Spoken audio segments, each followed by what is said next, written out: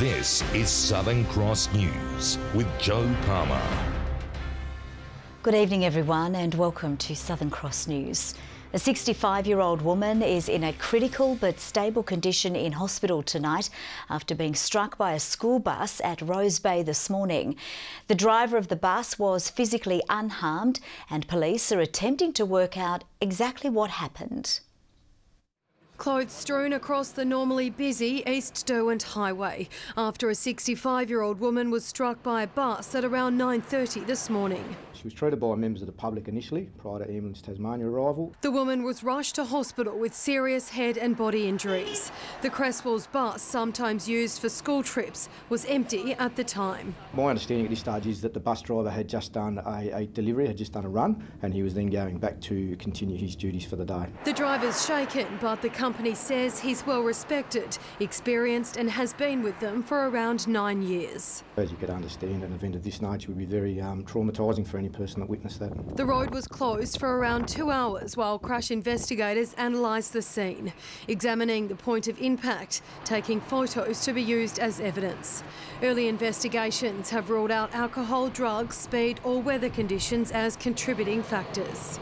Tasmania Police is urging anybody who may have witnessed this incident to come forward with any information to help them piece together just what happened here this morning. Contact us via Crime Stoppers or the 131 444 phone number, and then we intend to do further investigation in regards to what occurred there this morning. Police say it's too early to tell how or why this incident unfolded.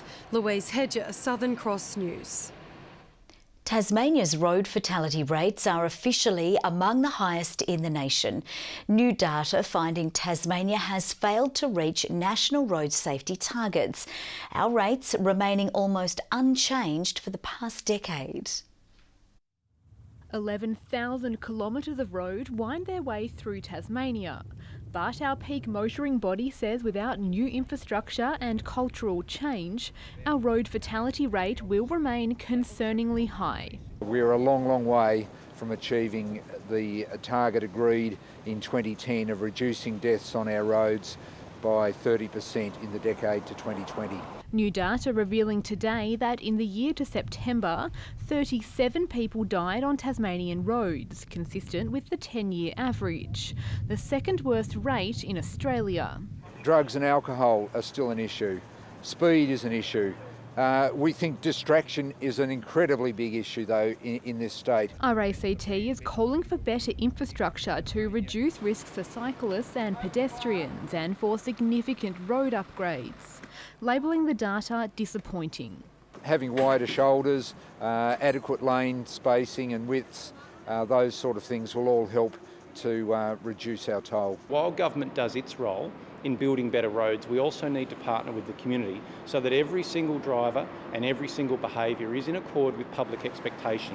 The group urging all motorists not to speed or drive while intoxicated or tired and to wear seatbelts. All that work is going to take some time and we all play a role right now in reducing the carnage on our roads. Michelle Wisby, Southern Cross News. Authorities are investigating a crash in Hobart's CBD involving a police car. Police say it was responding to an incident under lights and sirens when it collided with a Hyundai sedan. The crash at 10:20 this morning caused brief disruption as the scene was cleared.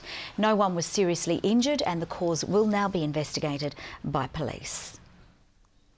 The man found guilty of failing to report the killing of Tyson Timothy Clark Robertson has walked free from the Launceston Supreme Court.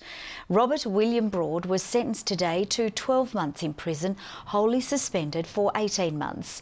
In sentencing, Justice Robert Pearce told the court he took into account the potential for Mr Broad to be taken advantage of and the defendant's willingness to cooperate.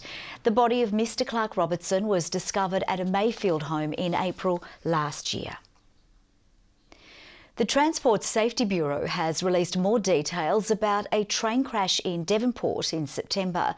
The runaway train was deliberately derailed on the riverfront after travelling by itself for 21 kilometres.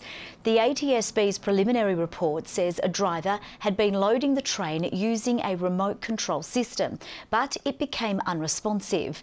Early investigations have found the driver tried to activate an emergency stop, but that didn't work. The investigation is continuing, and investigators will be looking at a range of factors, including runaway protections, systems compatibility and emergency response procedures. The ATSB says Tasrail has suspended use of the remote control system until the investigation is finished. The final report is due by the end of next year. The health system has faced further scrutiny today after a damning coroner's report revealed dangerous levels of hospital overcrowding. Coroner Rod Chandler found 62-year-old Stephen Guy Baringa died early last year at the Royal Hobart Hospital. The coroner said the death was unavoidable, but staying in the busy emergency department prevented Mr Baringa from being appropriately monitored over an 8-hour period, saying while this did not cause his death, it did have potential to seriously compromise patient safety, calling on management to make changes which would prevent a similar incident from happening again.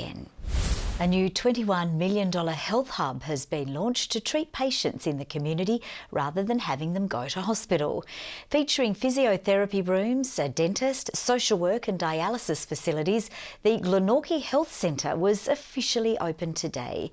Thousands of appointments have already been completed at the centre over the past 6 months, with hopes it will take pressure off our embattled hospitals. This is a major investment for us, but it's not just about the concrete and glass. It's actually about the services that are provided here, actually meeting what the needs of the community are and making sure that there is a link back to the hospital where required. A diabetes clinic, paediatric clinics and other health services are also expected to open at the centre in the future. A Tasmanian car rapper who turned a tired beetle into an artistic triumph has had his work praised on the world stage. Josh Nilsson named runner-up in the global competition for his craft, and he has big plans for his next distinctive design. Car owners usually try to stop their cars from rusting, but that isn't the case for Josh Nilsson, who turned this 1961 Volkswagen Beetle into a work of art. Wrapping it was not an easy process. It took around 100 hours to turn this pink piece into a highway head turner. So good was his vinyl wrap, it earned Josh runner-up at the global Wrap Like a King competition in the US. I was just lucky enough that I found one that had no rust in it and wanted to make it look like it had a lot of rust in it. Pipping Josh's design at the post was this Dodge Challenger, converted into what's meant to resemble a fighter jet. He didn't just wrap the outside of the car, he wrapped the complete engine bay, all inside, the boot, everywhere. Everywhere you could see paint had vinyl on it. The artistic accolade has revved up business back home, as car lovers learn the design and paint protection benefits of Josh's craft. But the Beetle won't stay rusty for long. It's due for another lick of vinyl when Josh tries to go one better in next year's contest. Plan later down the track is to pull the wrap off, paint it and then re-wrap it again. Exactly what the new design will be is under wraps. Tom Johnson, Southern Cross News. A 16-year-old has set off on a 5-day walk from Launceston to Sorell to raise funds and awareness for the Cancer Council. Danny Yates says he's doing the walk for his grandparents after losing his grandmother to the disease. Danny Yates is a young man on a mission. When the 16-year-old laced up his walking shoes this morning, he was preparing for more than just a leisurely stroll. I'm walking from Launceston to Sorell School to fundraise money for Cancer Council, Tasmania. He's setting a good pace and he looks pretty good too from the big hike up out of Launceston. For the Year 10 student, the cause is one close to his heart. I recently lost my nan to cancer and my pop has battled cancer twice. With cancer one of the biggest killers in Tasmania, he says the cause is one many can relate to. I know a lot of people who have battled cancer or know a family member who has been through cancer. Over the 5 days, Danny will have travelled 206 kilometres, making stops in Campbelltown, Oatlands, Kempton and Richmond. The challenge is one he's taking on solo, but his mum Jodie is keeping a watchful eye on him, backing him every step of the way. Super proud, very, very happy. He's doing a great job. And while there is still a long road ahead, Danny has a strategy to conquer it. Just don't look back and just keep going. Judy Augustine, Southern Cross News. Now a look at the day's business and finance news with thanks to Tasplan, your local super fund. A late rally from banking and healthcare stocks limited losses to the local indices, but falling oil prices ensured the energy sector would drag the Australian share market lower. The ASX 200 index fell 6.4 points. A short time ago, the Australian dollar was trading at 72 US cents and 55.51 British pence. Tasmania's women's cricket team has snatched a 10-run victory in the WNCL after claiming Queensland's final wicket with just 4 balls to spare. The Tigers set a strong total of 247 from their 50 overs. Openers Stephanie DeFara and Georgia Redmayne were the talking point, producing a 131-run partnership. Meg Phillips was named player of the match after making 43 runs and taking 2 wickets. The Tigers return to the TCA ground tomorrow for the clash against South Australia. Tasmanian cycling legend Danny Clark will be inducted into Cycling Australia's Hall of Fame later this month. The accolade recognises the 5-time world champion as among the best of the best in the sport. The Tasmanian says his silver medal at the 1972 Munich Olympics was one of the biggest achievements of his career. Probably all started way back when Dave McQuestion had the telethon for me to send me to Europe, and all the Tasmanian people put in some funds and sent me off to Europe, and gave me a lot of experience, and that helped me in the Olympic Games and so forth through my career. So I really have to thank the Tasmanian people for actually they're part of this honours for them too. Clark also ranks his famous ride in the 1977 Burnie Wheel as among his most memorable moments. The 67-year-old will be one of 4 inductees to the Hall of Fame at a special event in Melbourne on November 23rd.